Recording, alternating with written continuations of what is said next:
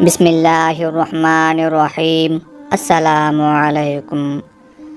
مدینہ منورہ میں قیامت کا سماں تھا۔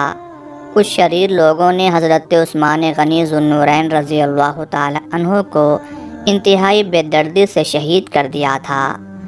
نبی کریم صلی اللہ علیہ وآلہ وسلم نے جنہیں اپنی زبان مبارک سے جنتی فرمایا، جن کے بارے میں فرمایا یہ اتنے حیادار ہیں کہ فرشتے بھی ان سے حیا کرتے ہیں، جن کے نکاح میں آپ صلی اللہ علیہ وآلہ وسلم کی 2 بیٹیاں آئیں اور جن کو اسی بنیاد پر ذو النورین کہا گیا، یعنی 2 نوروں والے۔ ان کی نعش گھر میں پڑی تھی اور لوگوں میں اتنی ہمت نہیں تھی کہ ان کے کفن دفن کا انتظام کرتے۔ یہ 18 ذو الحج 35 ہجری کا دن تھا جب پتھر سے زیادہ سخت دل والوں نے حضرت عثمان غنی رضی اللہ تعالی عنہ کو شہید کیا۔ شہید کرنے والے مدینہ منورہ میں دندناتے پھر رہے تھے۔ ان خطرناک لمحات میں دوسرے دن 17 کے قریب مسلمان سروں پر کفن باندھ کر اپنے گھروں سے نکلے اور رسول اللہ صلی اللہ علیہ وآلہ وسلم کے تیسرے خلیفہ کے گھر پہنچے۔ ان کے خون میں لت پت لاش کو اٹھایا، نماز جنازہ پڑھی اور جان پر کھیل کر جنت البقیع تک آئے، پھر انہیں دفن کیا۔ اپنی جان پر کھیل کر یہ فرض ادا کرنے والے ان 17 دلیر مسلمانوں میں 100 برس کی عمر سے زیادہ کے ایک بزرگ بھی تھے۔ نورانی صورت والے ان بزرگ کا نام حویطب بن عبد العزیٰ تھا۔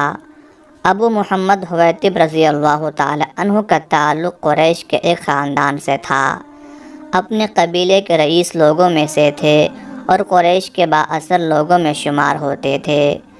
جاہلیت کے زمانے میں جب بہت کم لوگ پڑھنا لکھنا جانتے تھے، یہ پڑھے لکھے لوگوں میں سے ایک تھے۔ حضور نبی کریم صلی اللہ علیہ وآلہ وسلم نے جب اعلان نبوت فرمایا، اس وقت ان کی عمر 60 سال کے لگ بھگ تھی۔ اسلام کی دعوت جب ان کے کانوں تک پہنچی تو دل پر بہت اثر محسوس کیا، اسلام لانے کا ارادہ کیا، لیکن ہر بار بنو امیہ کے ایک رئیس حکم بن امیہ نے یہ کہہ کر روک دیا کہ اس عمر میں نیا مذہب اختیار کرو گے، یہ تمہاری غیرت کے خلاف ہے۔ باپ دادا کے مذہب کو چھوڑ کر تم اس عزت اور مرتبے کو کھو بیٹھو گے جو اس وقت تمہیں حاصل ہے۔ خود اپنے بارے میں انہوں نے بیان کیا، میں بدر کی لڑائی میں بھی مشرکین کے ساتھ تھا۔ میں نے خود اپنی آنکھوں سے فرشتوں کو آسمان سے اترتے دیکھا۔ اس وقت میں سمجھ گیا تھا کہ محمد صلی اللہ علیہ وآلہ وسلم کی حفاظت یہ فرشتے کر رہے ہیں۔ تاہم میں نے جو کچھ دیکھا اس کا ذکر کسی سے نہ کیا۔ ہم شکست کھا کر مکہ آ گئے۔ میں مکہ میں ٹھہرا رہا اور لوگ ایک ایک 2 کر کے اسلام لاتے رہے۔ صلح حدیبیہ کے دن بھی میں موجود تھا اور اس معاملے میں بڑھ چڑھ کر حصہ لے رہا تھا۔ صلح نامے کا آخری گواہ میں ہی تھا اور میں اپنے دل میں کہہ رہا تھا، قریش کو محمد صلی اللہ علیہ وآلہ وسلم کی طرف سے وہی دیکھنا ہوگا جو انہیں پسند نہیں۔ جب رسول اللہ صلی اللہ علیہ وآلہ وسلم عمرے کے لیے مکہ تشریف لائے تو بہت سے قریش مکہ سے باہر چلے گئے، لیکن میں اور سہیل بن عمرو مکہ میں ہی ٹھہرے رہے تاکہ وقت پورا ہو جانے پر مسلمانوں کو مکہ سے نکل جانے کے لیے کہیں۔ چنانچہ تیسرا دن ہوتے ہی ہم نے حضور صلی اللہ علیہ وآلہ وسلم کے پاس جا کر کہا، آپ کی شرط پوری ہو چکی، اب آپ اس شہر سے تشریف لے جائیے۔ حضور صلی اللہ علیہ وآلہ وسلم نے اس وقت حضرت بلال رضی اللہ تعالی عنہ کو حکم دیا کہ منادی کر دیں، سورج چھپنے سے پہلے پہلے جتنے مسلمان میرے ساتھ آئے ہیں ایک بھی مکہ میں نہ رہے۔ 8 ہجری میں جب مکہ فتح ہوا اور آپ صلی اللہ علیہ وآلہ وسلم نے مکہ معظمہ پر اسلام کا پرچم بلند کیا تو حضرت حویطب رضی اللہ تعالی عنہ پر کیا گزری اپنا حال خود بیان کرتے ہیں۔ جب رسول اللہ صلی اللہ علیہ وآلہ وسلم فتح مکہ کے بعد شہر میں داخل ہوئے تو مجھے انتہائی خوف محسوس ہوا۔ میں اپنے گھر سے نکل گیا۔ میں نے اپنے بال بچوں کو محفوظ مقام پر پہنچا دیا اور خود میں نے عوف کے باغ میں پناہ لی۔ اچانک میں نے ابو ذر غفاری رضی اللہ تعالی عنہ کو اپنی طرف آتے دیکھا۔ میری ان سے پرانی دوستی تھی، لیکن میں انہیں اس وقت دیکھ کر بھاگ کھڑا ہوا۔ انہوں نے پکار کر کہا، حویتب رک جاؤ۔ میں رک گیا۔ انہوں نے پوچھا، بھاگ کیوں رہے ہو؟ میں نے کہا، تمہارے نبی آ گئے ہیں، ان کے خوف سے بھاگ رہا ہوں۔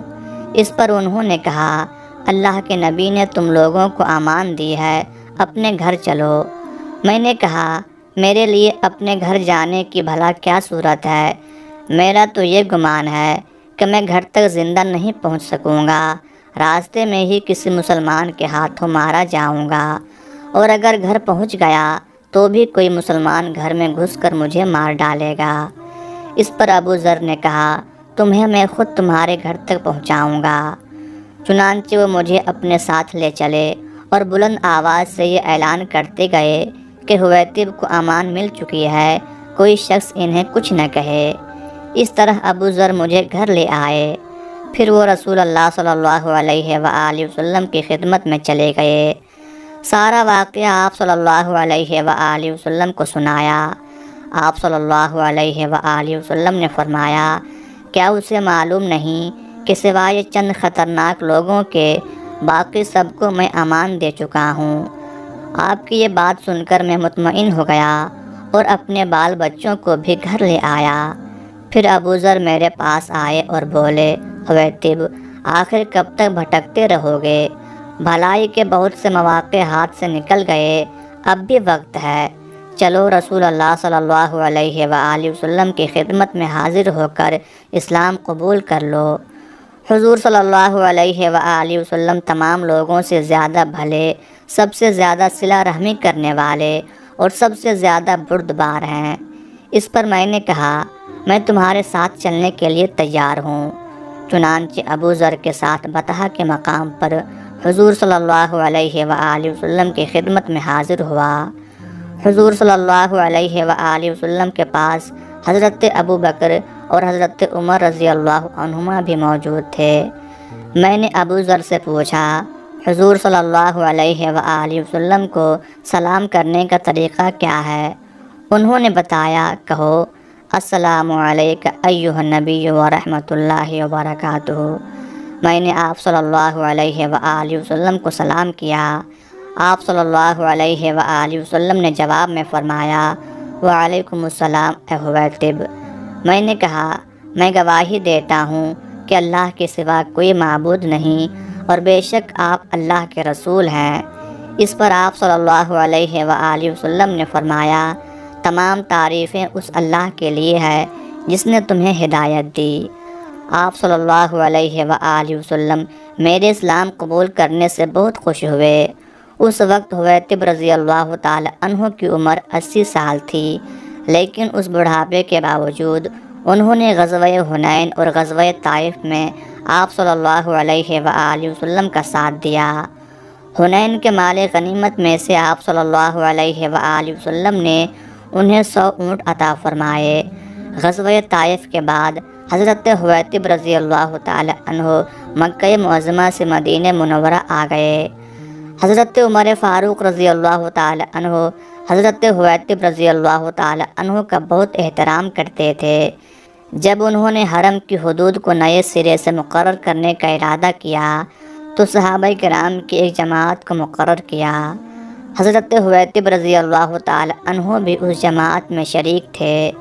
پھر جب حضرت عثمان غنی رضی اللہ تعالی عنہ کے خلاف شرپسندوں نے بغاوت کی تو حضرت حویتب رضی اللہ تعالی عنہ اور بعض دوسرے صحابہ نے شرپسندوں کو بہت سمجھایا، لیکن وہ باز نہ آئے، یہاں تک کہ حضرت عثمان رضی اللہ تعالی عنہ کی شہادت کا سانحہ پیش آ گیا۔